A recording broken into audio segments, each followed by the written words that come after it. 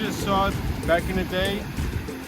This is how they would get the seafood, lobster and all that kind of stuff. They would get it, they would place it over here, let it sit. And if you come over here, you're able to see inside. By the way, I'm in Ericeira, Portugal, the European capital for surfing.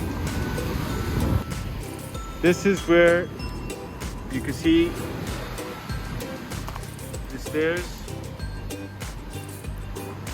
and you see walkways over there. You see?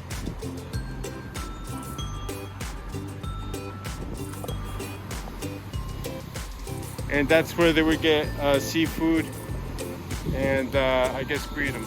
You get the natural the seawater coming in through here, and that's it. Now I want to do some shots over there.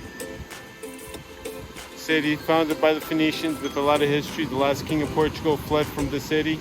Stay tuned for more.